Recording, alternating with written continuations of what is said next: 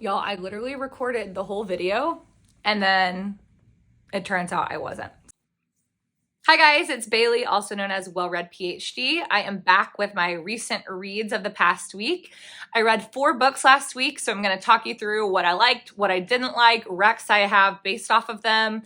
It's super informal and just a way for me to tell you my thoughts unfiltered as I'm thinking them about the books that I've read. Pop this on in the background while you're doing your hair or folding laundry or something.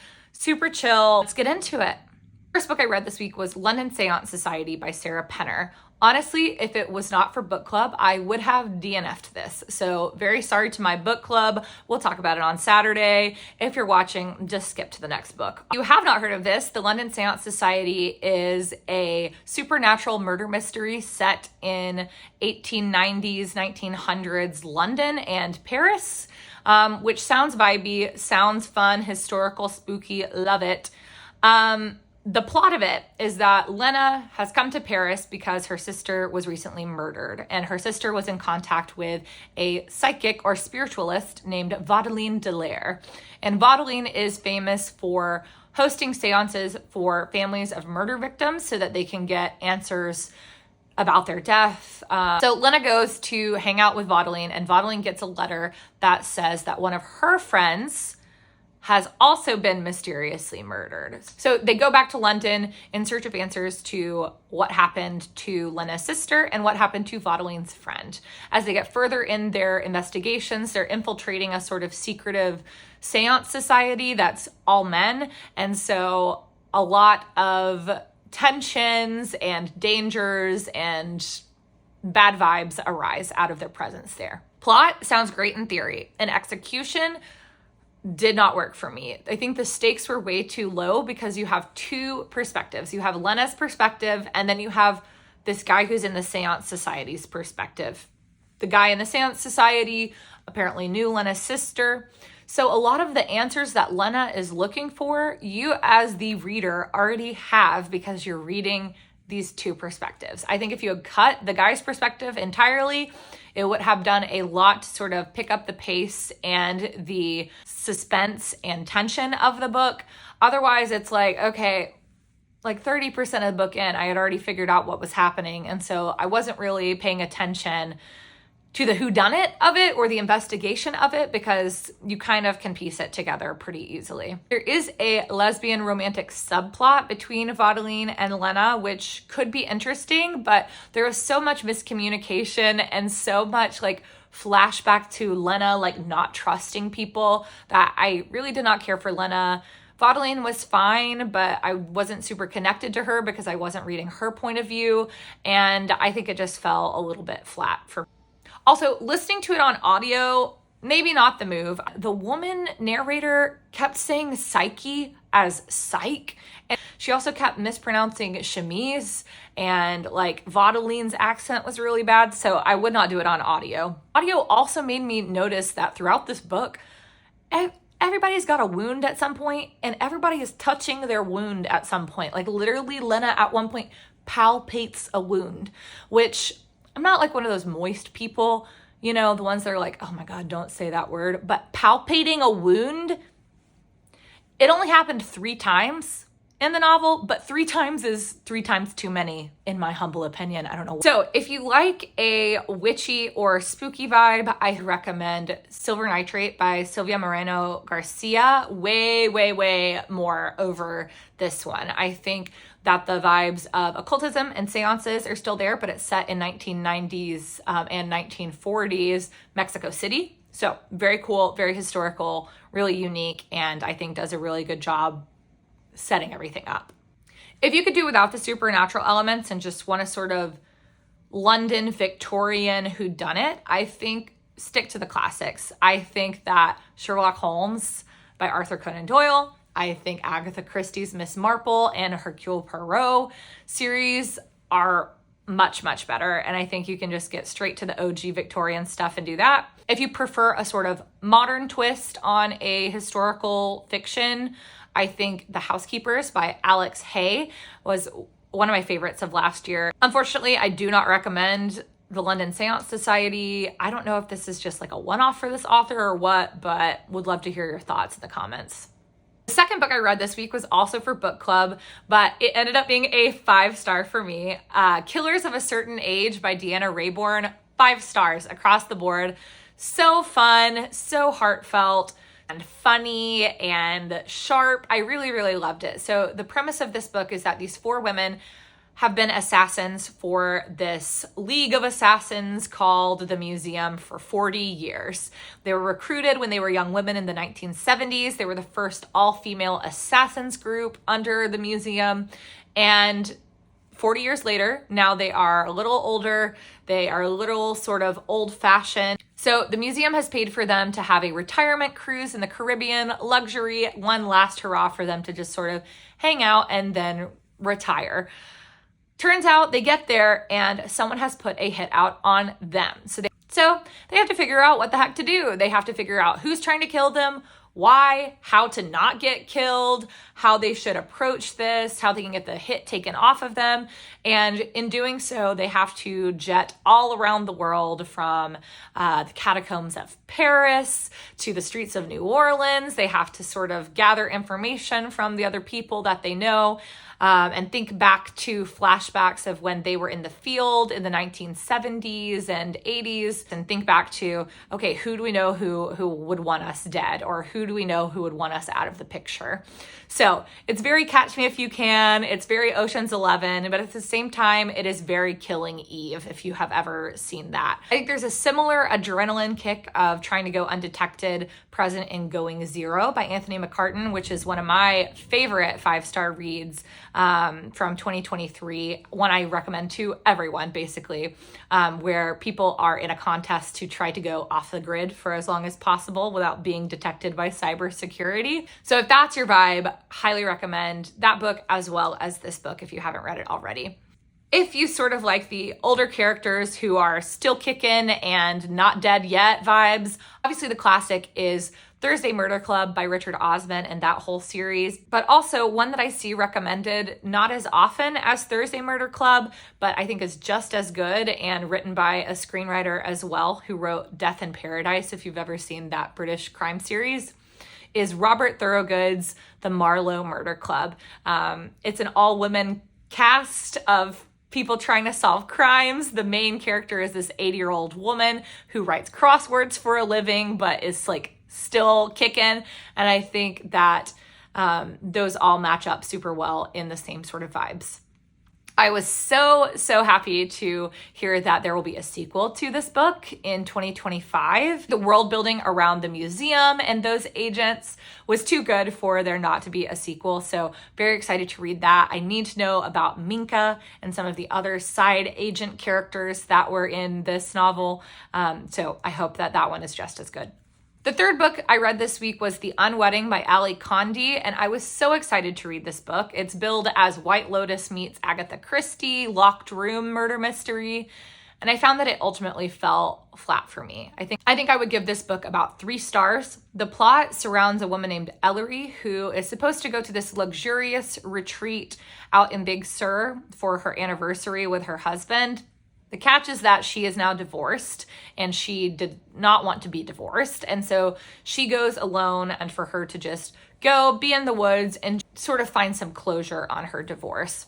Well, so she gets there and immediately realizes she is one of very few guests who are not part of a wedding party. And to top things off, she discovers the groom face down, floating in a pool, dead on like her second or third night there.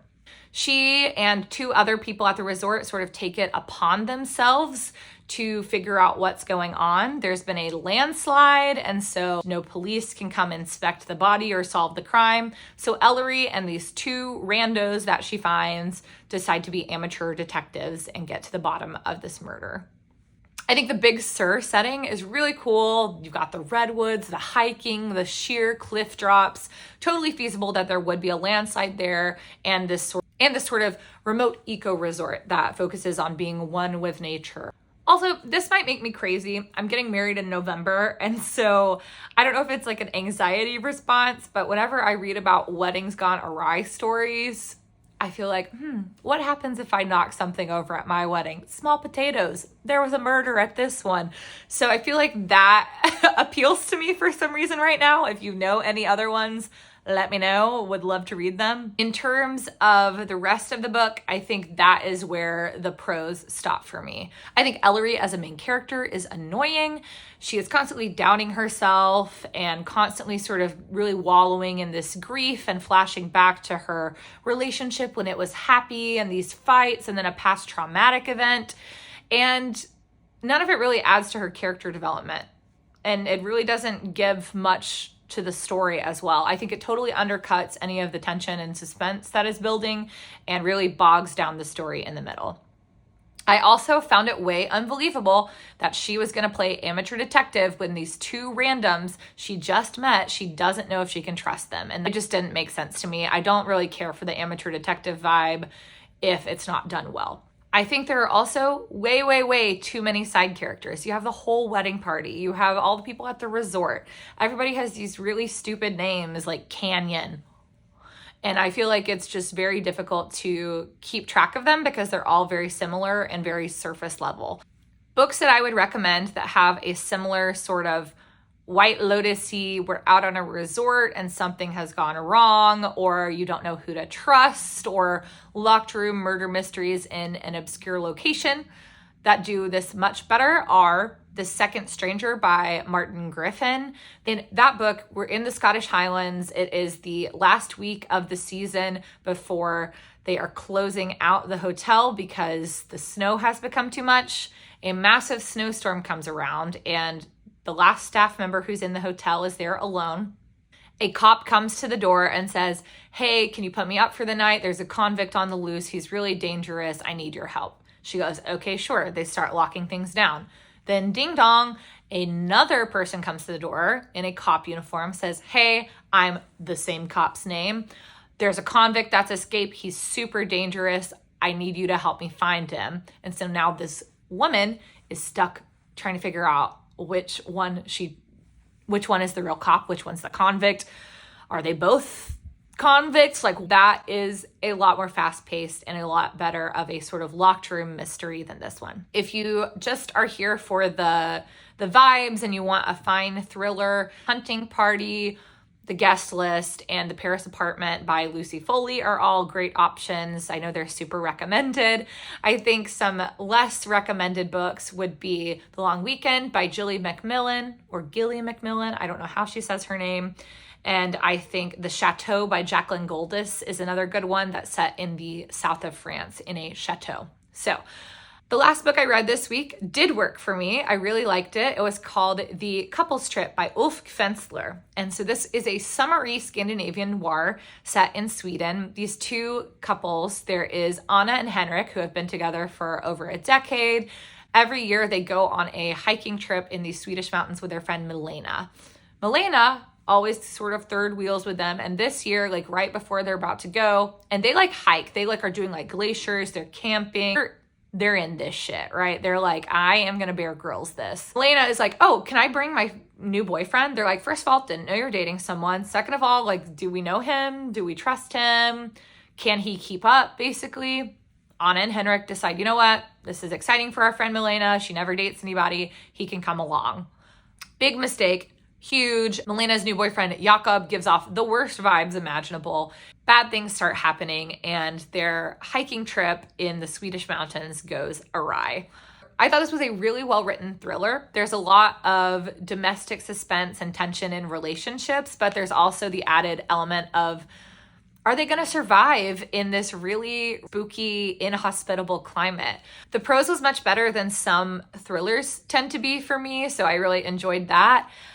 The ending, though, if you are a person that needs a nice buttoned up ending, the ending feels a bit rushed and is very unclear. It does not tie things up nicely, and I find it a tad unbelievable, but the rest of the book, I would say about 80% of the book, was so incredible that I did not mind the ending. Similar to me of the sort of unresolved ending of None of This Is True by Lisa Jewell, or One of the Good Guys by Araminta Hall. I think it has that same level of who do you trust, what narrative is true, what's going on. So if you like that, I think you might enjoy this book. I would recommend listening to this on audio because it helps with the Swedish place names and pronunciation of things that otherwise I would not be able to pronounce. In terms of Scandinavian noir, I think this is a summarier Scandinavian noir than a lot of the ones that I've read. Some that I think are similar to that are the Koldenug Schaefer series by Anna-Metta Hancock. So this is based off of Heloise Kalden, who is an investigator in Copenhagen. It's a series, so there is The Corpse Flower, The Collector, and Ruthless. And I thought those are really good. Same sort of like summery or lighter Scandinavian noir vibe without being like too heavy. Another Scandinavian noir I really enjoyed that might be a little darker than those two would be The Chestnut Man by Soren Sveistrup. It's also set in Denmark instead of Sweden, but it is equally as gripping, and there is a TV series of it. I think if you are really into the concept of a vacation or a trip gone awry, Small Game by Blair Braverman has a survival element. I read this earlier this year. Basically, it is about a girl who goes on Survivor or a Survivor-esque show, and things go horribly wrong. It feels a little slower and more meditative than the couples trip. I think if you are into a trip gone awry, I would recommend Chris Bojalian's The Lioness. It is set on a safari. This 1940s film star decides to treat all of her friends to an African safari. So they go, and obviously there's survival elements. Things go wrong. You don't know who to trust, and you don't know really who is holding what cards. I really enjoyed The Lioness as well, and I think it could be another summery survival thriller comp without getting too dark into the Scandinavian noir. Yeah, that's all I had this week. I'll be back next week. Remember to like and subscribe or share with a friend. Leave a comment below if there was a book that you've read that you think I would like, or if you have thoughts on any of what I've talked about. Did you love the London Seance Society? Tell me I'm wrong. Would love to hear another perspective on it. But I'm just so grateful that you're here. I love hearing from you guys, and hopefully this is helpful or interesting to you guys to just hear me yap about books. Follow me on Instagram, follow me here, but I will be back next week with another recent reads episode. And until then, hope you have a great week and happy reading.